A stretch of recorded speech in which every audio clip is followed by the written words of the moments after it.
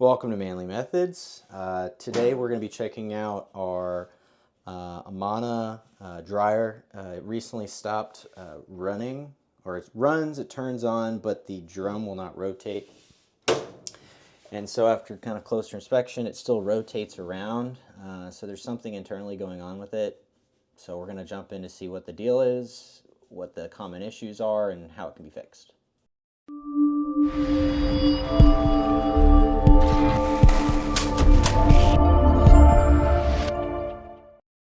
All right, so the most common three things that can be probably wrong with any given dryer, and it's pretty common among all, are going to be potentially a blockage causing the drum to not rotate, the belt that's actually wrapped around the drum that will stop it from rotating, and then the actual motor itself, which would be an electrical issue.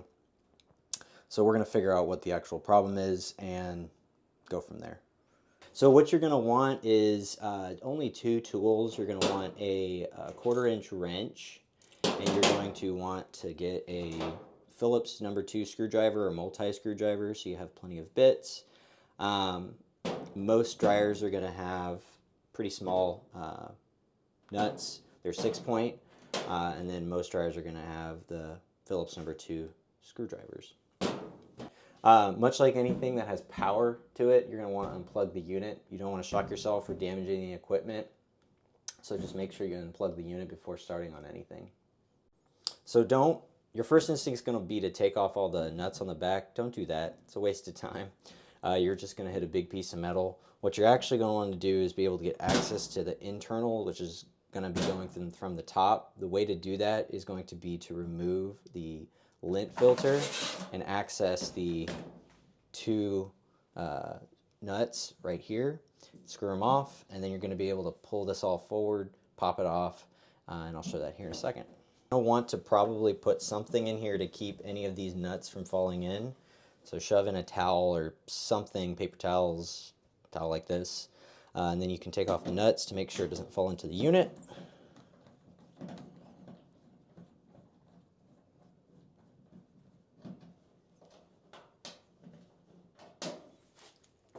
Throw them off to the side.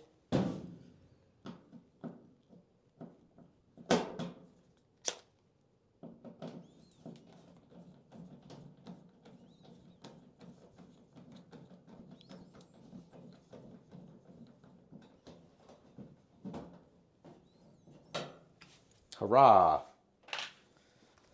And then get this out of the way. The next part is going to be to remove the top, and the way to do so is you're going to put your foot on the end to kind of keep it in place, put your hand on the back, and you're going to want to shift it forward until it pops. There we go. And then you're able to open up the actual drum. All right, so we got lucky. It's not a blockage because it spins on its own, and it seems to be a frayed and broken belt, which we'll be replacing. It should be an easy thing to swap out and save ourselves some money by not calling someone. The top edge or front edge and lean the top all the way back against the wall. All right, so I'm going to push it back so I can lean it against the back of the wall or these cabinets and make sure it doesn't fall over while we replace the belt and get it running. So now we're going to, and I stand corrected, we're actually using a 5/16 to take off these screws so we can actually remove the front and be able to actually access the bottom and then go from there. Then we're going to go ahead and disconnect this by pulling down on the clip.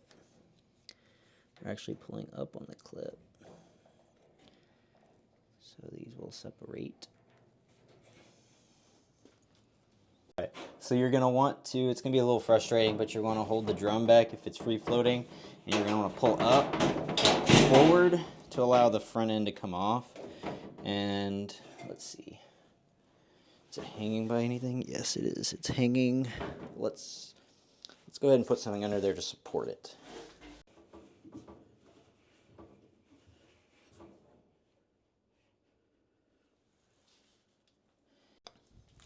All right, so we got our new belt, and we're going to take it out of the package, give it a little stretcheroo so it's not all kinked up.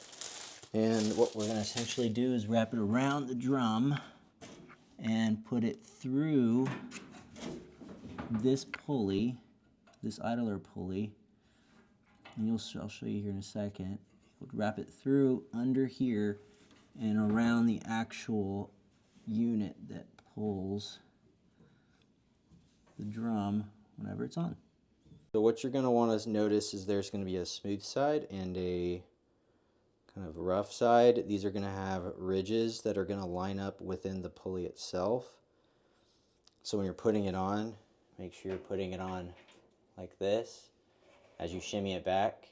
And then when you go under and through the pulley itself, it should sit in around the unit here and the idler pulley here. Excuse me.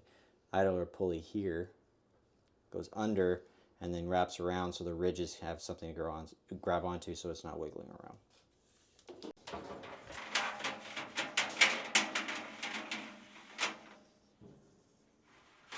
That's where it used to be. Yeah, that's where it used to be. Drape it over. Alright, then we're going to grab it here, pull it under the idler pulley, and around. There we go. Around the actual assembly that rotates the drum. This should put some tension on it. Don't feel any weird kinks. It looks pretty straight. Huzzah!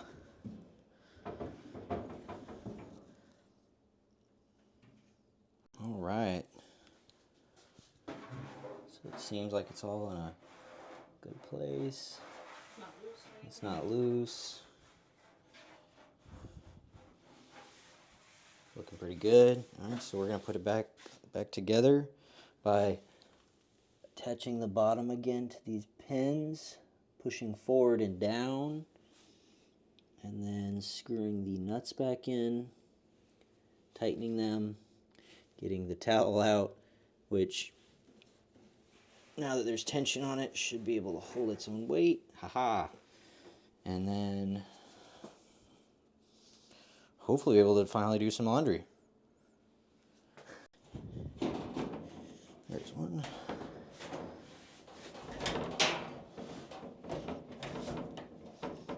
There's two.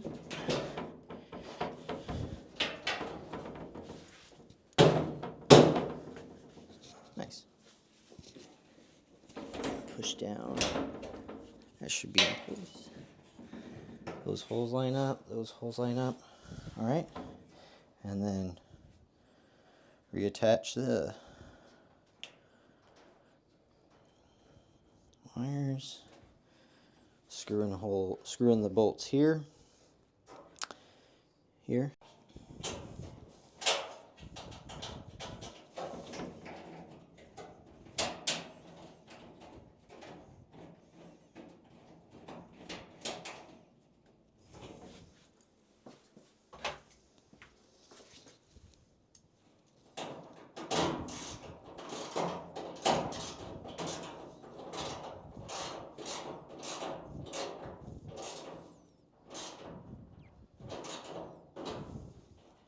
Close up the top, put it back down, feed it over the bracket to hold it in place, push it forward, and then we're going to put the screws back in for the vent.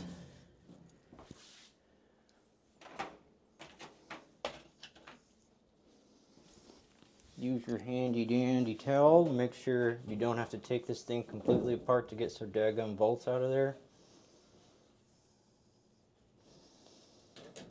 Put the screws back on in there.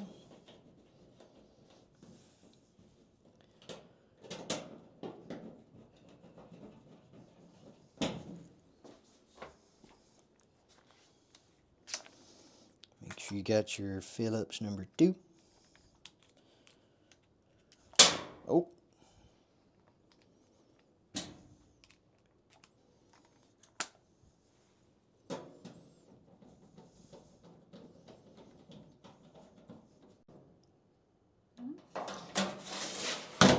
back in. Pull her out. Plug her in.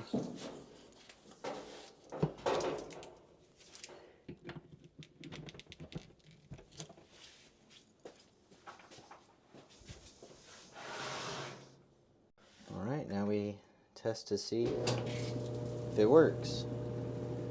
It does. Sounds like it is.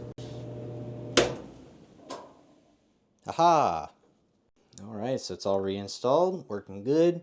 So a quick recap, when you're doing your own DIY projects, you gotta diagnose, figure out the actual issue. In this case, the unit turned on, worked fine, except for the drum wasn't turning and actually rotating the clothes around to actually get it to dry. So you'd want to check to see if it's jammed. It wasn't jammed, the belt was actually broken. If the belt was perfectly fine, it might have been the motor. So after we got it all taken apart, figured out the problem, put the new belt on, figured it out, got her done. All right. Peace.